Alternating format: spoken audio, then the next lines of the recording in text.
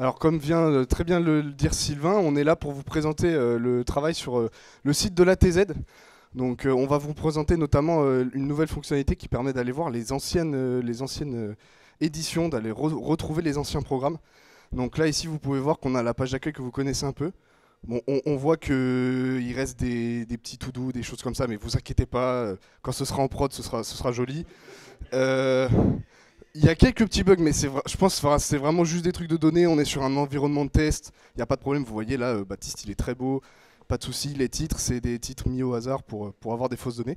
Mais de toute façon, c'est pas le plus important. Ce qu'on voulait vous montrer, c'est surtout cette petite fonctionnalité-là. Donc, si vous pouvez voir bien là-bas, on a les anciennes TZ. Donc, depuis que je suis arrivé, je sais pas pourquoi, mais voilà. Du coup, on peut aller voir par exemple celle de novembre. Et là, on est bien rendu en novembre. On peut voir qu'on a bien le programme, bon, avec les images qui manquent, mais avec un super talk ici de l'époque, mais vous l'avez sûrement tous déjà vu. Et par exemple, je vais tester avec octobre 2022. Bah voilà, bah, ça marche pas, puisque effectivement, là, c'est avril. Si je me mets en avril Ouais, 2023, bah attends, on va s'arrêter là tout de suite. ouais, Est-ce que tu ça marche pas pourrais... des masses. Ouais. Bref, bon, comme vous vous rendez compte, on est en train de perdre un certain paquet de pognon. Je regarde autour de moi, il y a quand même à peu près du 1000 balles TJM x 30. Vous faites vite les calculs. Si on continue sur les 20 minutes, ça va nous coûter cher. Moi, je suis un vieux de la vieille. Je pense que quand on fait de la merde comme ça, il faut revenir à la base. Qu'est-ce que c'est une démonstration et pourquoi on la fait?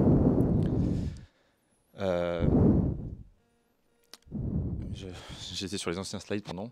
Ça va se dérouler en trois parties. Une première partie sur enfin, en tant qu'équipe, pourquoi on fait des démonstrations. Une deuxième partie, je vais vite passer sur pour les équipes externes, pourquoi on leur fait des démonstrations. Et puis après, pour l'extérieur, encore plus large.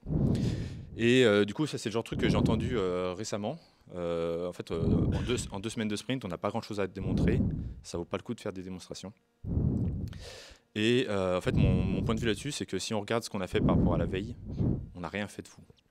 Et si la veille, on regarde par rapport à l'avant-veille, on n'a pas fait grand-chose. Et puis même si on regarde sur cette semaine, finalement, il y a peut-être 2-3 commits qui ont été mergés, mais c'est pas grand-chose. Et en fait, c'est hyper facile, tant qu'on est dans l'instantané, de ne pas voir ce qui a été fait. Les démonstrations, c'est une occasion de mettre en lumière ce que l'équipe complète a réalisé, parce qu'en fait, finalement, c'est pas qu'une seule personne qui a fait pas grand-chose, c'est une équipe complète qui a réalisé plus. Et ça permet aussi de voir un peu d'où on vient et de se féliciter de ce qu'on a réussi à réaliser. Point de vue équipe extérieure, je regarde les équipes data à côté.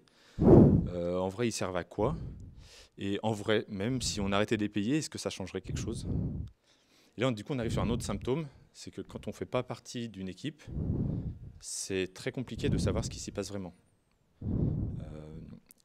De comprendre vraiment, ils passent du temps, ils ont passé 2 semaines à bosser sur cette itération. Est-ce que ça valait vraiment 2 semaines de travail? En fait, la démonstration leur aurait permis de me faire voir quel est le dessous des choses. Et le troisième point, c'est vu de l'extérieur. Alors moi, je suis un gros gamer, et quand je vois toutes les mises à jour de mes jeux, si je vais pas fouiller dans ce qu'ils ont fait, en fait, je lance le jeu et je vois que rien n'a changé. Et en fait, rien n'a changé parce que c'est pas toujours visible et c'est pas toujours là où je l'attends. Et du coup, les démonstrations sont une occasion aussi de rayonner à l'extérieur, de dire vous avez attendu tant de temps pour avoir une évolution. Vous devriez aller regarder dans telle direction parce qu'il y a telle nouveauté qui vous attend pour telle ou telle raison. Bref, ça c'est tout ce qui va c'est le pourquoi on va faire des démonstrations. Maintenant, on a vécu, Lucas comme moi, des démonstrations, des fois sympas, des fois moins sympas. Et on a essayé de vous sortir les bonnes idées, les bonnes pratiques, les trucs et astuces. Et je vais vous renvoyer vers le docteur Odard. Du coup, ça va se séparer en 4 grandes parties. La première, c'est sélectionner les sujets. Ça peut paraître bête comme ça, hein, ce qu'on démontre, on démontre quoi, ce qu'on a fait pendant le sprint. Oui, mais des fois, il y a des petits bugs, il y a des choses qui valent pas forcément le coup d'être montrées parce que ça peut casser le rythme de la démo. On peut éviter de montrer des choses qui ne sont pas finies, comme par exemple ce magnifique site de la TZ avec des images toutes cassées et des titres en titre 1, titre 2. Donc bien sélectionner ce qu'on veut montrer, les features qui sont terminées, qui sont démontrables et qui peuvent apporter de la valeur. Je vais beaucoup le répéter, ne vous inquiétez pas. C'est vraiment super important et ça permet d'éviter plusieurs symptômes qui sont de 75% de ce qu'ils présentent. En vrai c'est pas très intéressant. Qui sont des phrases qu'on entend parfois où on a l'impression qu'on va dans une démo et on nous a rien montré d'intéressant.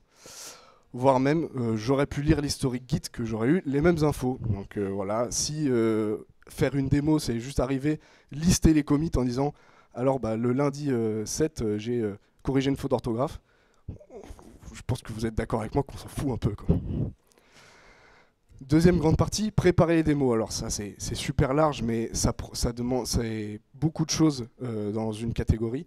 Ça veut dire que vous devez arriver en sachant ce que vous allez dire, en ayant bien sélectionné vos sujets, mais en sachant comment vous allez les présenter, en ayant peut-être des données de test, en ayant un environnement qui est fait pour être démontré, et du coup avec des trucs qui fonctionnent, l'avoir fait au moins une fois avant pour être sûr que tout se passera bien et qu'il n'y aura pas des couacs comme j'ai eu pour le site de la TZ.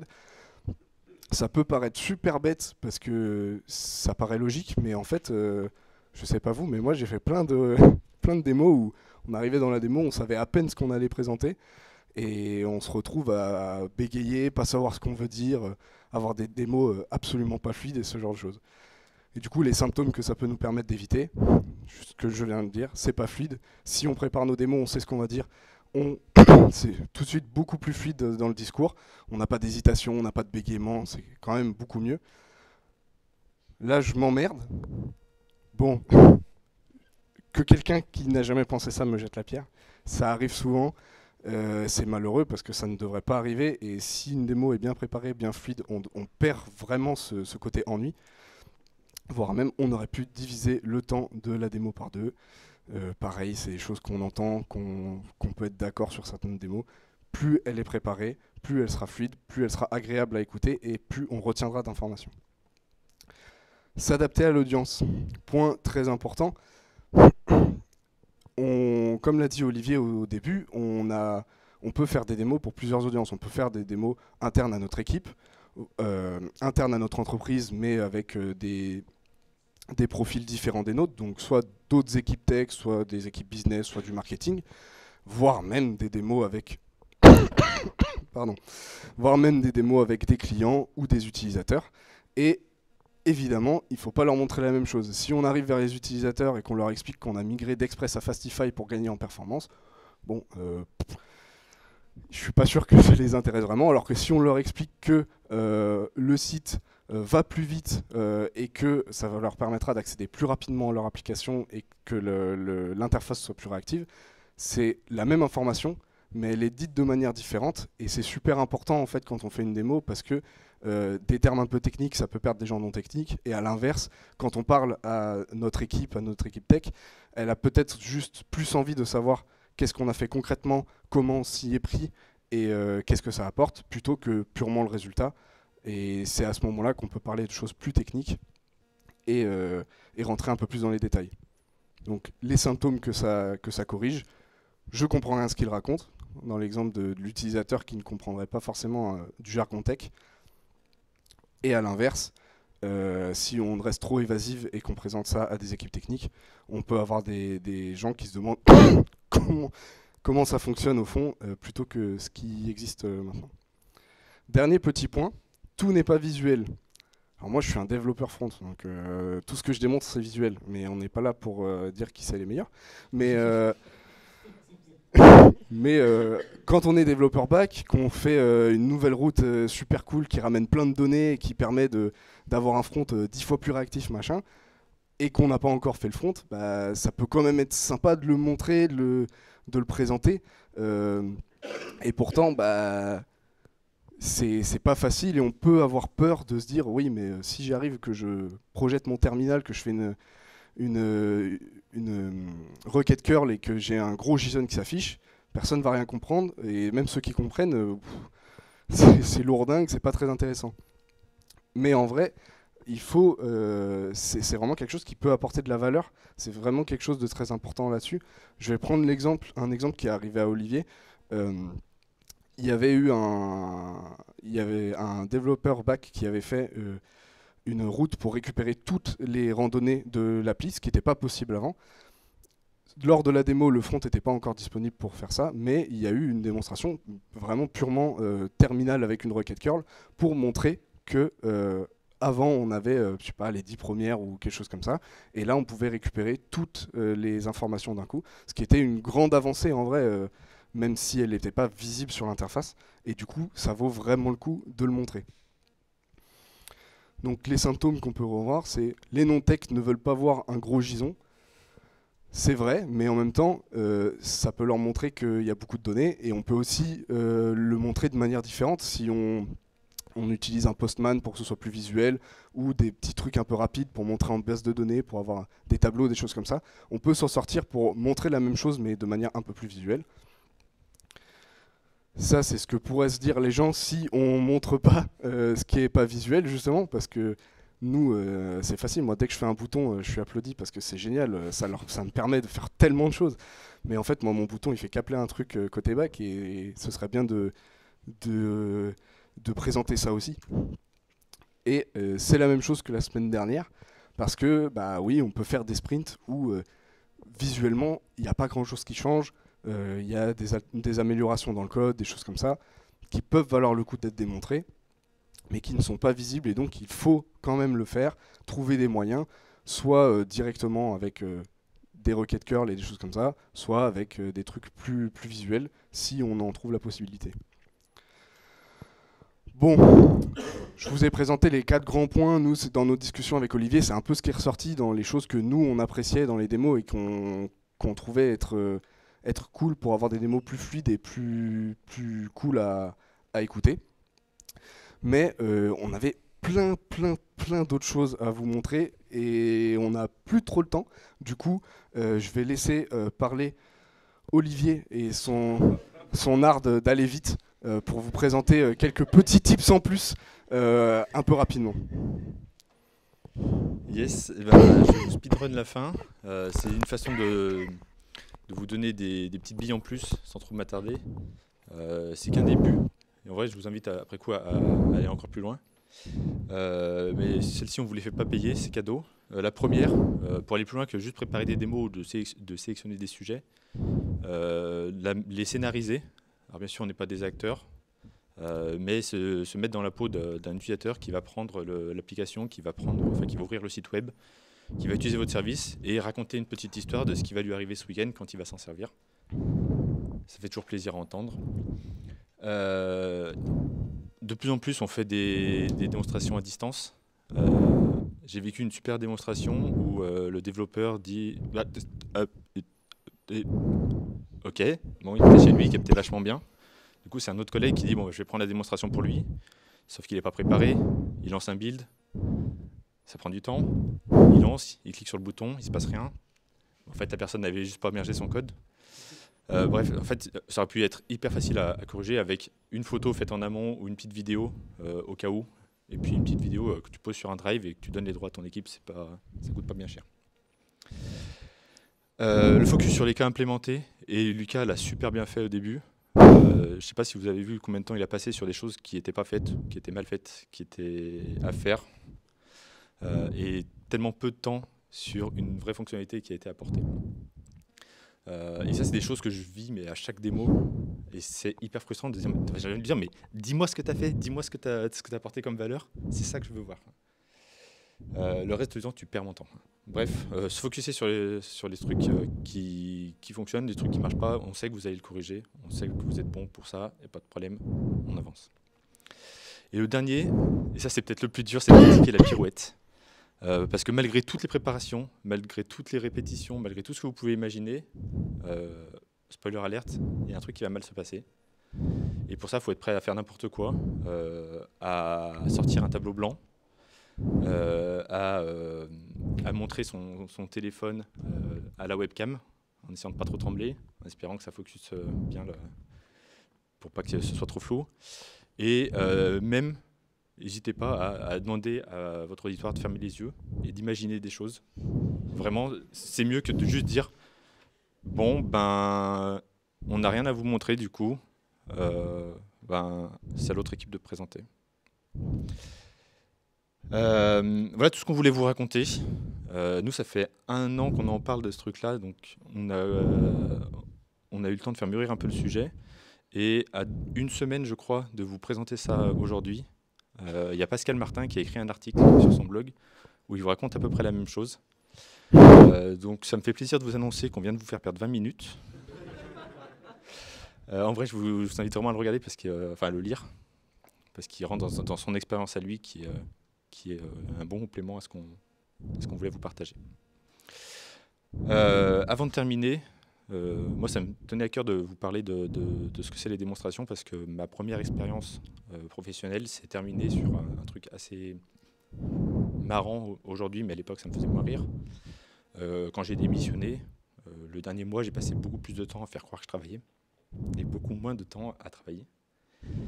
Et le jour de mon départ, il y a le chef qui me dit « Tu vois Olivier, c'est comme ça que j'aurais voulu que tu travailles. » Et c'est bien longtemps après que j'ai compris qu'en fait, on peut travailler et faire les meilleures choses, les plus rapides. Vous pouvez faire ce que vous voulez. Si personne n'est là pour le voir, c'est comme un arbre qui tombe dans la forêt et que personne n'est là pour l'entendre. C'était Lucas et Olivier. On n'est pas des experts en démo, mais on aime quand elles sont grave stylées. Merci.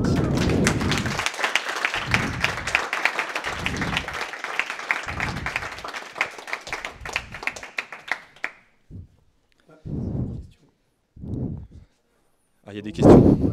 C'est ma slide de fin. Ça puisse être capté. Non, je te rends le micro. Merci. Rien, parce qu'il n'y a pas d'amplification. Ok. Waouh.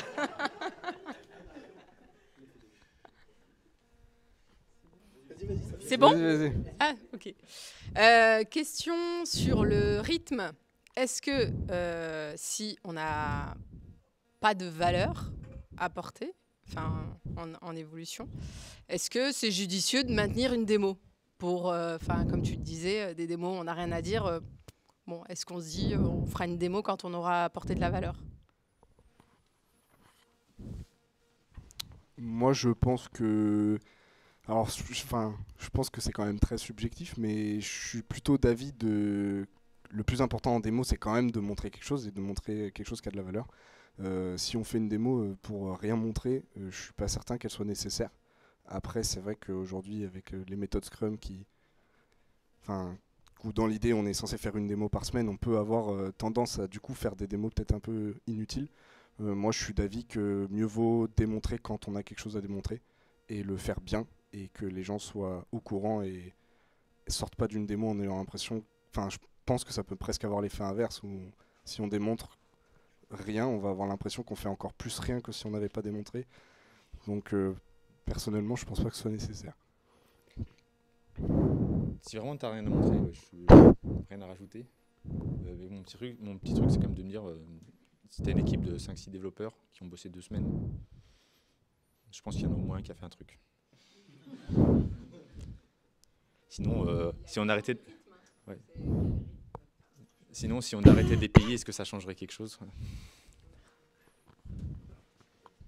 Oh là là. Je crois qu'il y a Louis tout à l'heure. Allez. Yes, j'avais alors juste 2 points globalement. Déjà, le scénario, l'idée de faire un scénario pour présenter la démo, je trouve que ça marche super bien. Ça permet aussi de rajouter un peu de fun. Ouais, alors là, je suis le stagiaire de Jean-Eudes, le chargé d'affaires, je sais pas quoi. Je trouve que tout de suite, c'est plus sympa. Et j'avais une question aussi, c'est que lorsque c'est moi qui faisais les démos, comment dire, ma PO avait des crises cardiaques parce que globalement, je disais explicitement, là, on a développé le truc, mais il y a un bug ici. Mais par contre, j'en parlais pas éternellement, mais je disais, en gros, il y a encore ça à faire. Et je voulais être honnête avec mon client et dire, c'est ça qu'on va faire. Je pense que je gagnais en confiance avec lui. Mais bon, elle mourait à chaque fois. Et du coup, on avait toujours cette dualité du style oui, mais si on lui dit pas, c'est pas grave, de toute façon, voilà, mais on va y passer du temps ensuite. Et du coup, il va falloir aussi le justifier ce temps. Bref, du coup, est-ce que vous pensez qu'il vaut mieux cacher ce genre de choses ou pas? Comme tu veux.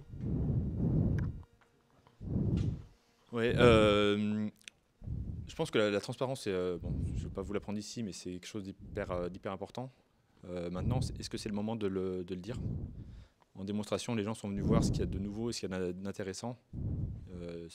Pour moi, ce n'est pas le moment où tu vas leur dire tout ce qui n'a pas été fait. Pour moi, en démo, tu sautes tout ça. Pas pour mentir à ton client, mais pour vraiment pour lui donner vraiment que ce qu'il a envie d'entendre. Après, si ton client il commence à venir te chercher là-dessus, ben, peut-être que c'est ça qu'il vient entendre, et là, dans ce cas-là, tu ajusteras tes démonstrations. Je sais pas.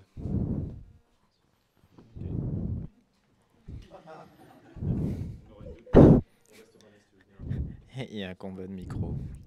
Je voudrais savoir comment quand même montrer du coup ce qu'une équipe back-end fait sans quand même montrer un JSON moche. Quelle suggestion? Parce que dans notre équipe, dans mon équipe, moi justement, on a un back-end qui fait plein de trucs, mais on les voit pas. Du coup, comment on pourrait au moins montrer un peu et pas être sur Postman, parce que ce serait peut-être pas très fun quand même.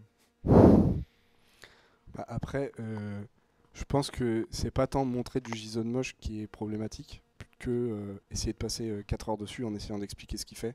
Dans l'exemple qui est arrivé avec Olivier, la personne qui a fait la démonstration a fait une requête, on a vu qu'il y avait de la donnée, il a dit voilà, il y a beaucoup plus de données qui arrivent. Il n'y a pas besoin de rentrer dans le détail du JSON, il n'y a pas besoin d'aller chercher, regardez là on voit bien un titre de machin, donc c'est bien, parce que ça rajoute, on rame et on perd l'auditoire.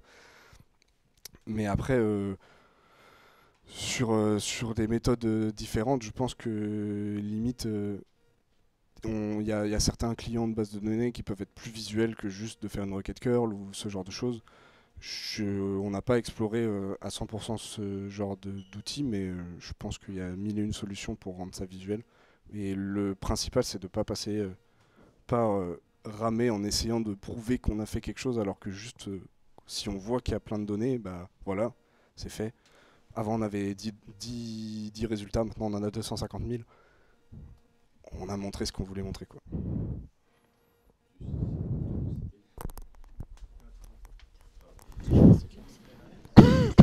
Et pour citer du cas vite fait, en démonstration, l'important c'est les valeurs. Et c'est en fait les valeurs que tu présentes. C'est vraiment, peu importe comment tu le montres, c'est quelle est la valeur que tu as ajoutée à ton produit. Une dernière question, non, ça, La dernière? Ouais,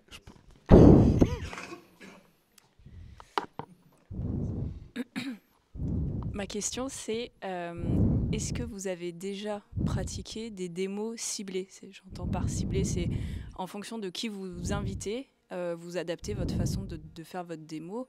Et donc, ça peut être à la fois une démo, j'imagine, avec des personnes de l'équipe de dev ou un peu plus élargie, mais tech. Et là, vous pouvez montrer des choses différentes. Et si c'est des personnes qui vont être utilisateurs finaux, par exemple, ça va être une autre type de démo. Et si c'est des clients qui payent, ça va être une autre type de démo. Et si c'est le cas, comment est-ce que vous les préparez et qui est responsable de les organiser, quoi? Je peux te présenter comment on les fait, nous, chez Decathlon Outdoor. En fait, c'est marrant, c'est qu'on a 3 niveaux de démo et l'équipe, on voit plutôt 2. On fait des démos toutes les 2 semaines. Et une fois sur 2, on va alterner entre 2 types de démos. Une fois sur 2, on présente juste à l'équipe tech, donc des gens qui savent exactement de quoi on parle. Et dans ce cas-là, en fait, on fait très peu de préparation. On va vraiment rentrer dans le fond de techniquement qu'est-ce qu'on a fait. La valeur fonctionnelle du métier est beaucoup moins intéressante à présenter parce que tout le monde a vécu le même sprint que nous. Donc tout le monde sait ce qu'il y a là. En alternance, du coup, on a un sprint où on présente à toutes les personnes qui naviguent autour de notre équipe. Et à eux, on ne va pas du tout leur présenter le côté technique. On va leur présenter les fonctionnalités qui arrivent, les améliorations de performance, qui sont quand même un sujet un peu important pour nous. Et ça, du coup, par contre, ça reste quand même en interne dans la boîte. Et de temps en temps, on fait des grosses livraisons et on les accompagne de présentations. Et ces trucs-là sont encore un format différent et sont portés plutôt par une équipe qu'on appelle les product marketing et qui vont passer énormément plus de temps que nous à les préparer, qui vont en faire des vidéos et qui vont les poster sur les réseaux sociaux. Et c'est une façon aussi de démontrer nos fonctionnalités. Et en fait, les premières qui sont très techniques, on va parler uniquement de code. Celles du milieu, on va parler des fonctionnalités qui arrivent. Et celles qui sont sur les réseaux sociaux, en fait, ça va être hyper light en quantité d'informations, mais ça va être des informations hyper bien choisies par rapport à la segmentation d'utilisateurs qu'on vise. Ça répond à ta question ? Très bien. Si vous avez d'autres questions, c'est qu'on n'a pas été assez bon. Non, sinon, on vous attend. On est là pendant l'inter. Moi, je suis derrière le Mac là. Je m'occupe du reste de la soirée. Merci.